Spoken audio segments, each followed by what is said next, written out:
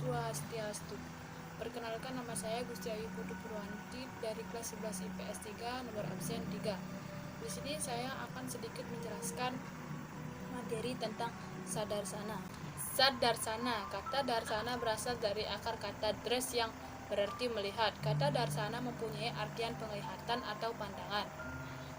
Kata darsana artinya pandangan tentang kebenaran terhadap 6 darsana yang mengandung kitab suci Weda sebagai otoritas tertinggi. Berikut ke-6 filsafat tersebut. Pertama, Nyaya Darsana. Nyaya Darsana adalah aliran filsafat realitas, maksudnya bahwa keberadaan dunia berdiri sendiri dan terlepas dari pikiran. Pikiran merupakan perantara dari yang diketahui, baik yang terbatas ataupun tidak terbatas. Dalam pandangan aliran Nyaya Darsana, tujuan tertinggi untuk mencapai kelepasan melalui pengetahuan yang benar. Aliran Nyaya Darsana memiliki padarta atau pokok ajaran yakni Pramana, Pramya, Samsaya, Prayojana, Nirnaya, Yada, Jalpa, Witanda, Sritanta, Siddhanta, Ajawa, Tarka, Hedwasa, Cala, Jati, dan Nirgasastra. Kedua, Wisisika Darsana. Wisisika Darsana mempunyai pandangan tentang terlepasnya jika individu dari avidya atau kebodohan melalui berbagai kategori atau padarta untuk memperoleh pengetahuan dari Nyaya Darsana yakni pengamatan atau praktayasa dan kesimpulan atau anumana. Wisiseka Darsana mengakui 7 padarta. 6 padarta merupakan karya Resikananda, sedangkan 1 kategori lainnya merupakan karya pemikir berikutnya. Adapun 7 kategori padarta tersebut adalah sebagai berikut. Yang pertama yaitu substansi atau drawya, 2 kualitas guna, aktivitas atau karma, sifat umum atau samaya, keistimewaan atau wisesa, pelekatan atau samawaya, ketidakadaan atau wabama, samkhya dan sana. Samkhya berarti pengetahuan metafisika murni tentang jiwa. Samkhya mengakui adanya 2 bentuk substansi utama, yakni roh dan kebendaan atau purusa dan prakti. Yoga adalah salah satu aliran darsana yang bertujuan melengkapi kekurangan dan menyembuhkan penyakit jasmani dan rohani, memelihara kesehatan. Mimamsa Darsana. Mimamsa Darsana adalah aliran darsana yang bersifat pluralistik dan realistis. Secara etimologi, kata mimamsa artinya pemeriksaan yang kritis terhadap suatu masalah dengan pokok persoalan mengenai karma dan ritual.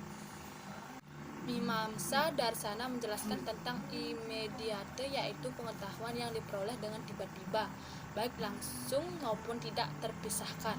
Objek dari imediate haruslah sesuatu yang ada. Nirpakalpa, pratyaksa atau alkona senana merupakan pengetahuan yang tidak dapat ditentukan sebelumnya dan datangnya secara tiba-tiba.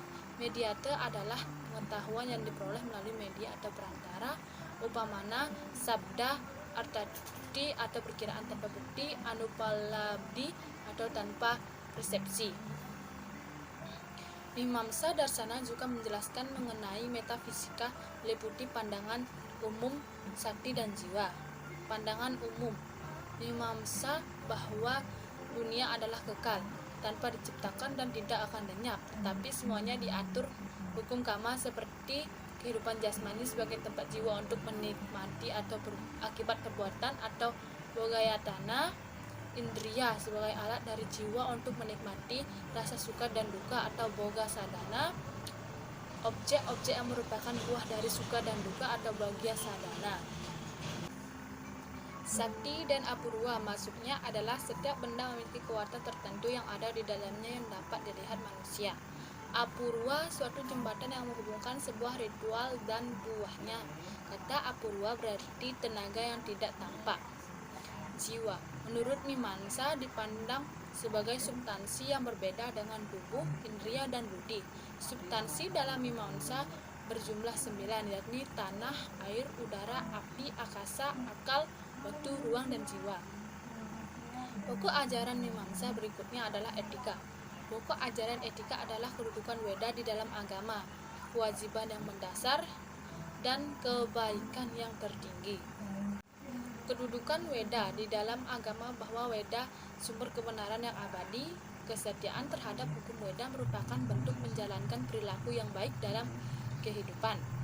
Kewajiban utama adalah menjalankan ritual atau upacara sebab berkaitan dengan kitab suci Weda, yakni dilakukan tidak untuk tujuan tertentu, bukan untuk persembahan, tidak untuk menyenangkan dewa, tidak untuk menyucikan jiwa, tapi dilaksanakan hanya karena perintah Weda.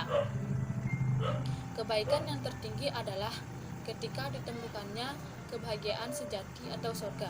Surga menjadi tujuan dari ritual tersebut. Vedanta. Istilah Vedanta secara harfiah adalah intisari atau akhir dari Weda. Sumber ajaran Vedanta adalah Brahma Sutra atau Vedanta Sutra. Juga dikenal dengan Sariraka Sutra karena ia mengandung perwujudan dari Nirguna Brahman tertinggi. Brahma Sutra mengandung 556 buah sutra yang dikelompokkan atas 4 bab, yakni Samnayipya, Aviroda, Sadhana, dan Pala. Sutra-sutra atau aforisme dari Vyasa merupakan dasar filsafat Vedanta yang telah dijelaskan oleh berbagai pengulas sehingga memunculkan beberapa aliran. Sekian dari penjelasan yang bisa saya jelaskan. Jika ada salah kata mohon dimaafkan. Saya akhiri dengan Parame Santi. Om Santi Santi Santi.